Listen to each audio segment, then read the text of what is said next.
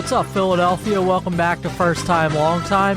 I'm Colin Newby of 97.5 The Fanatic and 93.3 WMMR, and I've got plans to jump around a lot in today's episode. I'm in a little bit of a holding pattern with the Sixers talk. They've got Joel Embiid back in the lineup.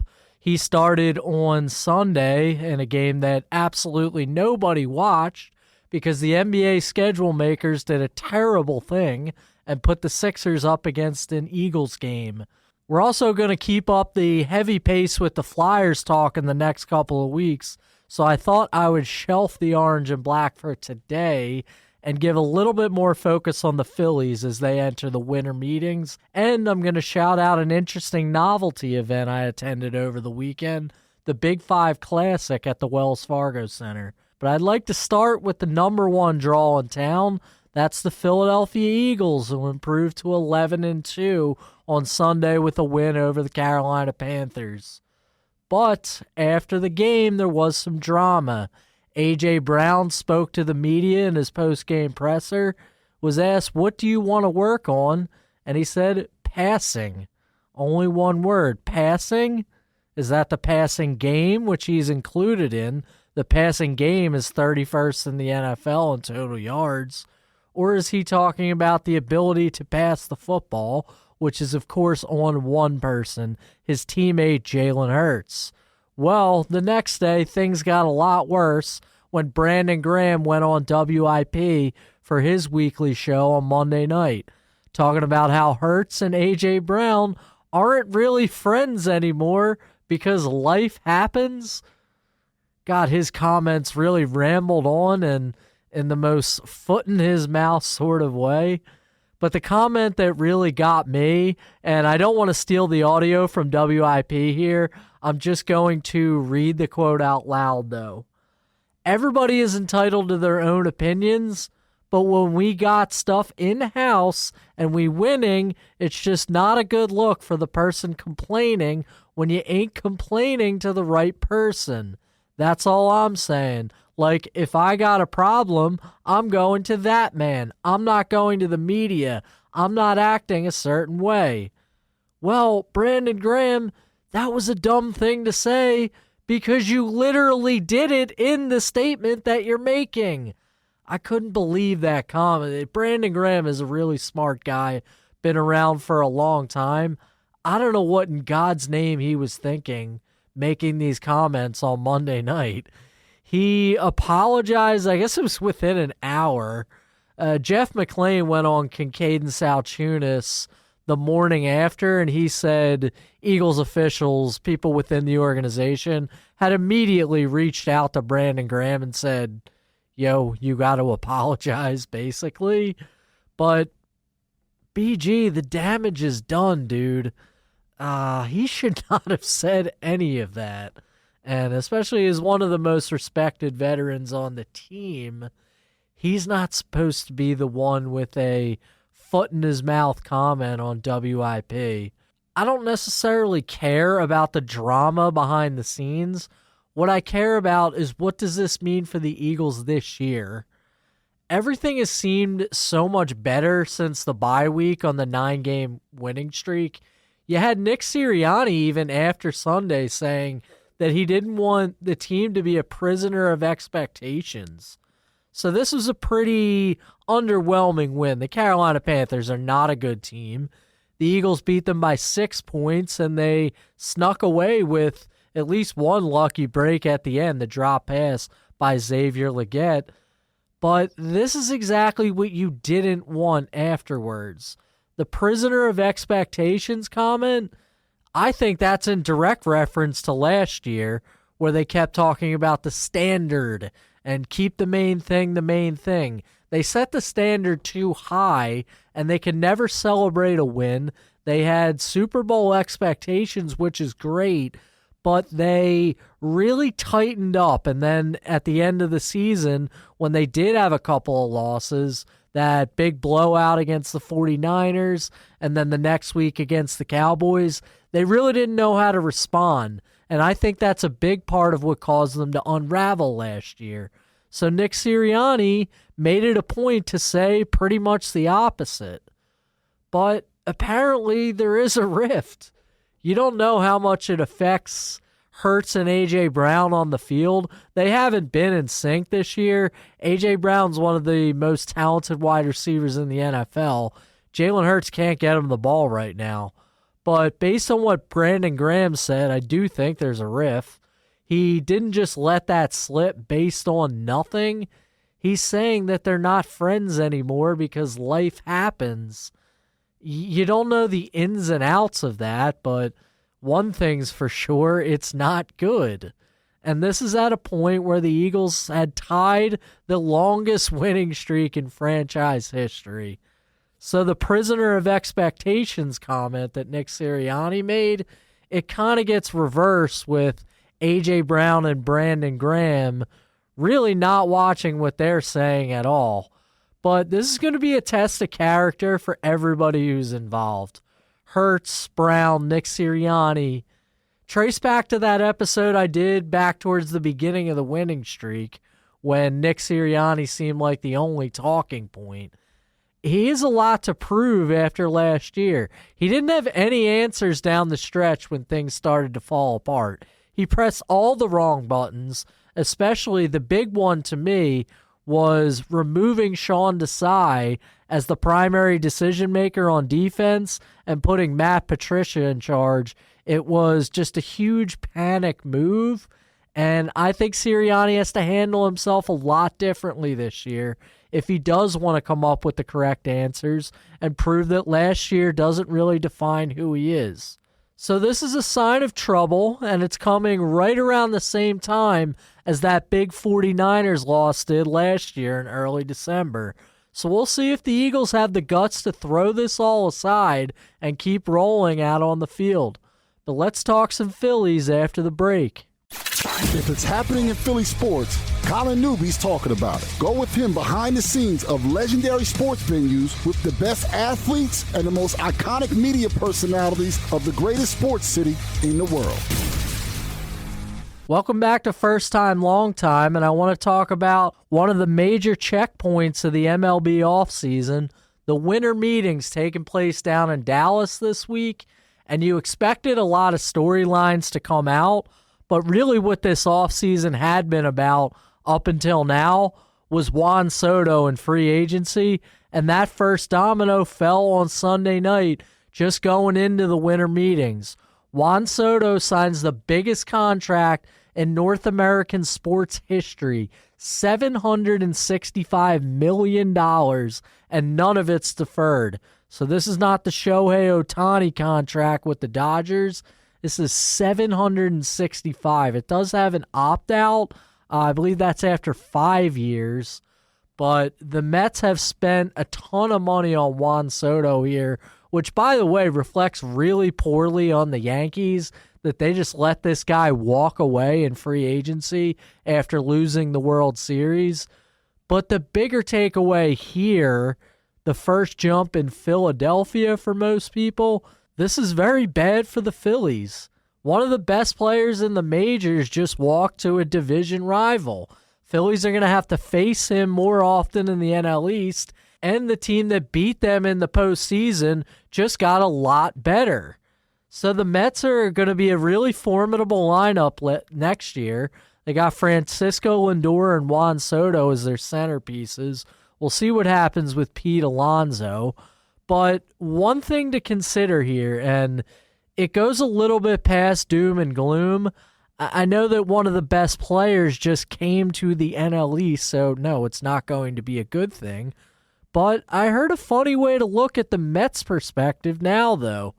Paul Hagan of NBC Sports Philly was on The Fanatic for that Philly Baseball Tonight show for the winter meetings, and that's with friend of this show, First Time, Long Time, Kevin Cooney.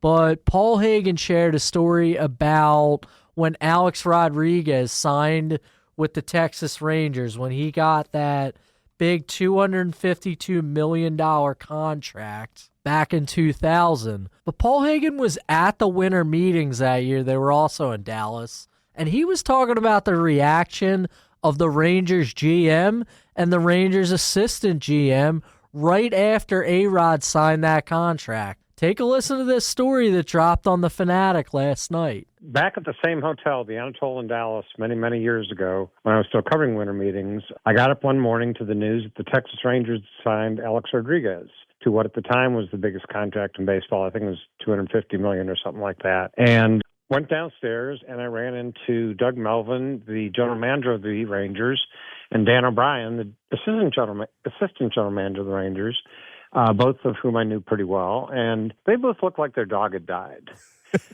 which is not really the reaction you would expect. No. But what I realized was that this was not their move. This was the owner's move, a guy named Tom Hicks at the time. And they understood that they had a lot of holes to fill if they wanted to be a competitive team, and that this was going to preclude them from making any of those moves, and that they were going to end up being fired because of it. Right. And sure enough, they finished last. The Rangers finished last. Every year Alex Rodriguez was there, I believe, until he was traded to the Yankees. Right. And they both got fired.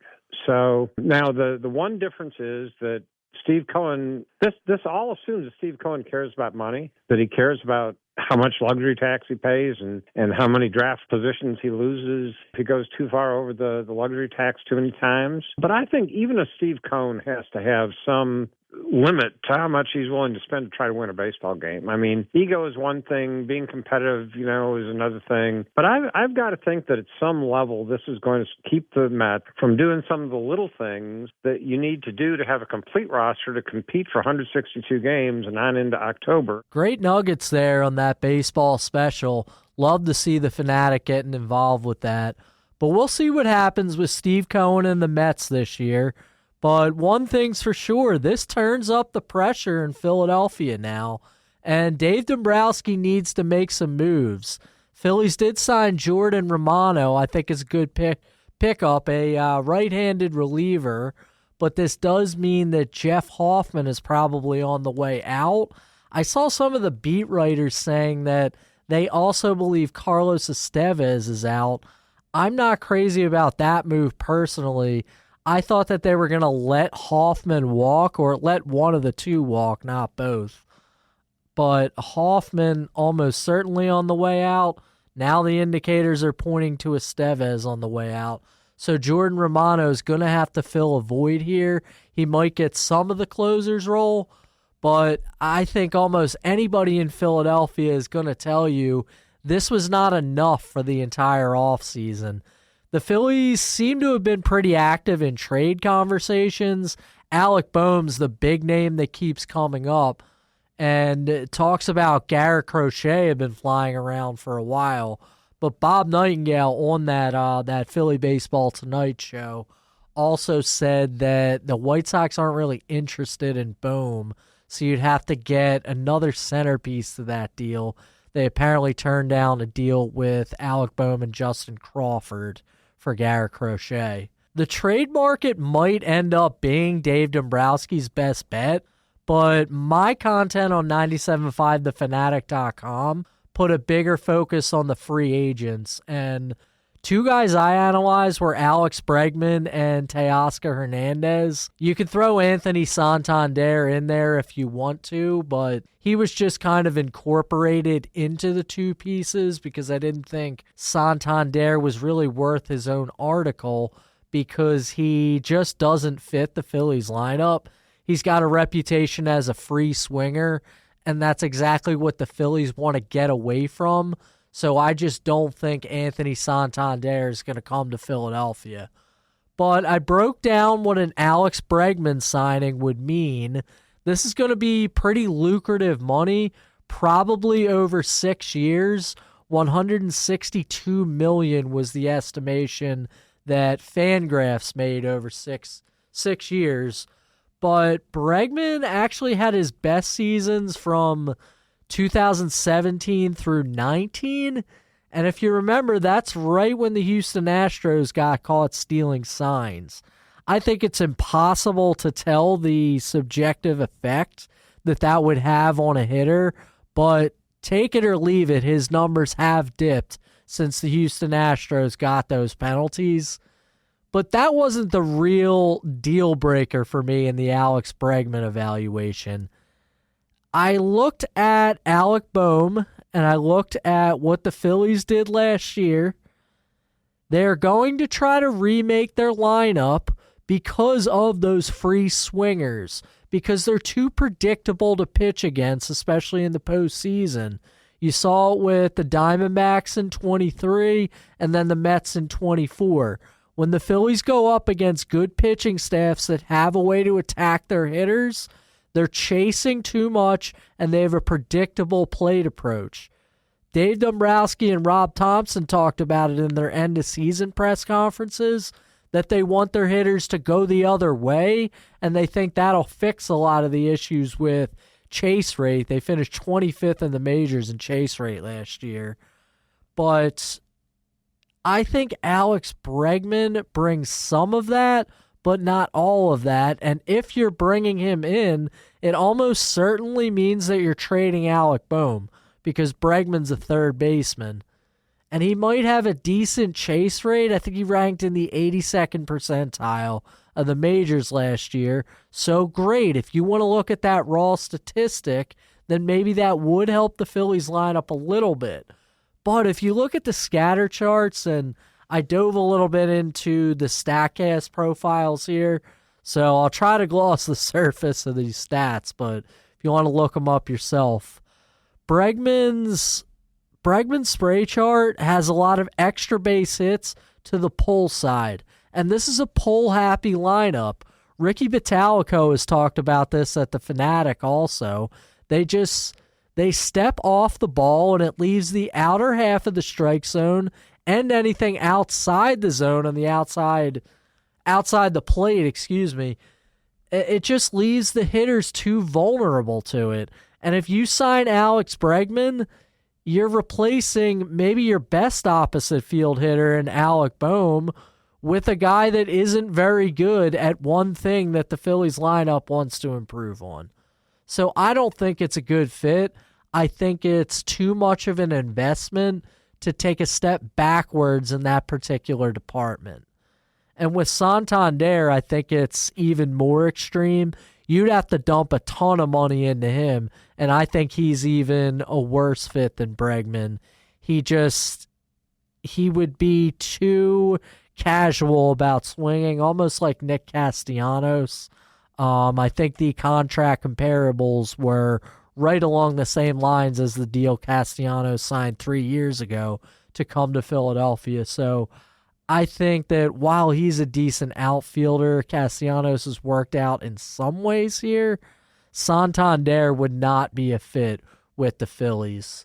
But that brings us to the third guy, Teoscar Hernandez. If you watch the MLB postseason, you probably saw this guy get a ton of big hits. He got one of the backbreakers in Game 5 of the NLDS. Remember, the Dodgers and the Padres were in that tight series that looked like a great rivalry, and San Diego was going to upset them. Teoscar Hernandez coming up big in Game 5 is a big reason why they didn't upset him, and the Dodgers went on to win the World Series. And in the Fall Classic, he had the big hit in Game 3, and then that backbreaker again in Game 5. That terrible fifth inning that the Yankees had kept giving the Dodgers extra outs. Teoscar Hernandez is the guy who made them pay for that. He had a 2-run double that tied that game up at 5, and I don't think Yankees fans are ever going to forget that one off the bat of Teoscar Hernandez. But the reason I thought he might be a little bit better of a fit for the lineup, he was kind of right towards the league median in both chase rate and hitting to the opposite field or hitting for the pole. But that didn't tell the whole story to me. I took a look at how Hernandez did back when he was with the Toronto Blue Jays in 2020 and 21. Those were the two best statistical seasons of his career before he went to the Dodgers. He won the Silver Slugger both years, set career highs in a lot of offensive categories. But his chase rate was way worse in those seasons. So he became a little bit of a free swinger to get on that hot streak, to be aggressive, to get more extra base hits, more homers, whatever. And then in 24, he comes to the Dodgers. his chase rate improves at age 31. He turned 32 during the playoffs. So Teoscar Hernandez has matured as a hitter, and then he won his third Silver Slugger in 2024. So if a hitter like that is getting better over time, I think that he is a good fit for the Phillies lineup. He's not going to be the best fielder, but I think the organization has already shown that they're fine with putting a good center fielder out there at Citizens Bank Park and just living with mediocrity, I guess, in the corner outfielders and guys who are on the roster for their bat more than their glove. So I think Teoscar Hernandez fits that profile, probably along the same lines as Nick Castellanos. He's not the best base runner. He stole 12 bags last season, so brings a little something there. But signing a player at age 32 isn't going to be done for the sake of base running. But I think Teoscar Hernandez is really the fit that the Phillies might need to add some pop to the lineup and maybe add a guy who is maturing past some of these undisciplined tendencies. The Phillies had a plate discipline problem last season and really the last couple of years that's ended up burning them at the worst times with these two disappointing playoff exits. But if you can sign him, it's going to cost you some big money. I saw the projection at 3 years on Fangraphs. They put $69 million. I think it'll be farther up towards $75 million. At least it's just in my personal estimation, especially after seeing how much money Juan Soto just got. Maybe you have to pay a little bit of a surcharge there for one of these big-name free agents. But we'll see what the Phillies do in the coming weeks. They have to be active in some way, shape, or form. They cannot just get Jordan Romano. Let the Mets make the big splash of the offseason. Let the Dodgers load up the way that they already have with Blake Snell, and they might get Roki Sasaki too. And Dave Dombrowski, he needs to counter that. He's probably not got that much longer of a leash in Philadelphia. Dombrowski is 68 years old, a longtime veteran of Major League Baseball, but we'll see what he's got up his sleeve. He hasn't been as active with the Phillies the last couple years as he has been at some of his previous stops. Won a couple of World Series before, of course, with the Marlins, the Red Sox, but he's kind of on the clock here, and he's going to have to compete with some big market teams that are searching for these high-profile free agents too, especially with the Yankees losing Soto. You know, they also have to make up for that somehow. But before I close the Phillies segment here, got to shout out another story in the world of the Philadelphia Phillies. That's Cole Hamels. He's going to be a spring training instructor next season, and he's also going to be on the Phillies broadcast in a part-time capacity. And this is all according to a report from Jim Salisbury of All PHLY. This has been done with other guys, other Phillies alumni, and I see it as a way to keep people around, which is thrilling. But the reason it interested me so much, I saw it coming. About 2 months ago, I had a chance to talk to Cole Hamels at the Darren Dalton golf outing, and he talked about a very similar topic. Go ahead and hear what Cole Hamels was telling me about Phillies alumni. We're a tight group when you do things the right way. And what do you think that adds to a clubhouse, what you're talking about with the way that the alumni is present and the way that you can get the younger players or really any player involved once you first get to the Phillies? It brings the expectations of what it means to be a Philadelphia Philly and the importance of the fan base and the organization, that it's a lot bigger than just playing the game of baseball. You have to represent yourself the right way in the community. It's on the field and off the field, and you learn that with players that have been there before you, and there's a right way to do it. These are the guys that I've been able to learn from, Kruk, Dalton, Boa. They're a special group, and now to kind of see myself falling in line into that position for the next generation of guys. So great news to hear that it's all working out for Hamels, the 2008 World Series MVP. and I'm thrilled the Phillies are following through on some of the things that he was talking about back at that golf outing in October. We'll take another short break, and we'll finish up with some Big Five talk. If it's happening in Philly sports, Colin Newby's talking about it. Go with him behind the scenes of legendary sports venues with the best athletes and the most iconic media personalities of the greatest sports city in the world. Final segment here on First Time, Long Time, and I had to get a few words in about an event I attended on Saturday, the Big Five Classic. Now, it's my intention to get to everything in this city, every sporting event that goes on. This wasn't possible to cover for me, though. I had responsibilities with MMR. Camp Out for Hunger from the President Steve show was last week, the food collection drive, and then there was another Saturday event that blocked my ability to cover the Big Five Classic in a professional capacity. But I got to attend, courtesy of the fine people that gave me free tickets. Tony Perrone, our office manager at Beasley Media and 97.5 The Fanatic. But the Big Five Classic, hosted at the Wells Fargo Center for the second time. Remember, they've switched up the format. The Big Five, one of the best traditions in Philadelphia sports, something that doesn't really exist elsewhere. You've had 5 Division I basketball programs in this city for a very long time, and then if you want to throw Drexel in, make it the City 6, but we're still calling it the Big Five Classic. They have moved this away from maybe its rightful home at the Palestra on the campus of the University of Penn. That's probably my favorite sporting venue of all time. The Palestra feels like a time machine when you walk in there. You think that you're in the 1950s, and that musky feel, just the glow, it really takes you back to another time.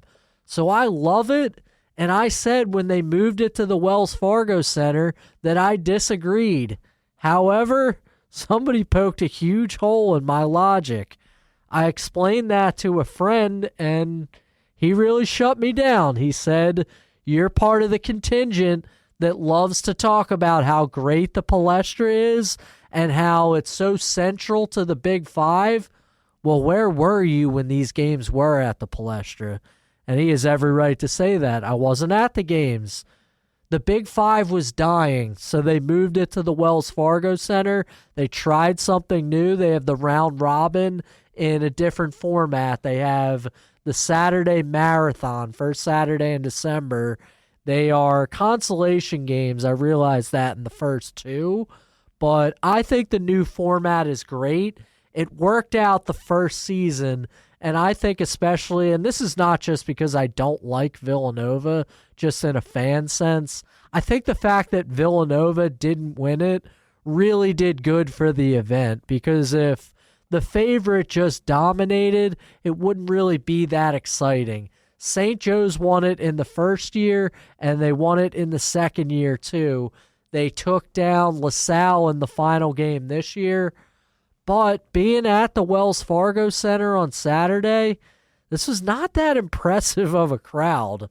Now, none of the 3 games were close. I spoke to some friends, and they said that definitely had an impact because the crowd just never got the best buzz. Villanova Temple was the 3-4 game, and that was, I believe, a 4:30 tip-off at the Wells Fargo Center, but that was a blowout. Nova pulled away, and I don't think the student bodies really showed up in full force at this event. During the championship game, St. Joe's LaSalle, there was a St. Joe's student section, but even when they won the game, the celebration wasn't that much. It wasn't a tight game in the second half. The arena was emptying out, and you just didn't see that much. Even on the court after the game was over, the Wells Fargo Center was hanging a banner, and they put St. Joe's Hawks on the Big Five Classic champions, but I just didn't feel the huge buzz that I have at certain points in my life when a team from the Big Five is good. Walking out of the arena, I started one of those chants of when the Hawks come flying in, which is one of my favorite chants to hear at Hagan Arena, Hawk Hill on the SJU campus. But to be honest, I probably brought more energy in that one chant than you heard throughout the building for most of the night. So overall, I was a little bit underwhelmed. I think it's a good product.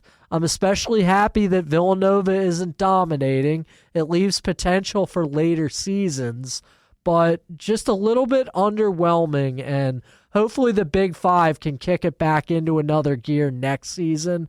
I thought they were on the right path, but I didn't love the buzz I saw on Saturday. And hopefully, eventually you get back to the Palestra glory days at some point, if they can pull some attendance to University City. But that's going to do it for this week. Thanks everybody for tuning in to First Time Long Time.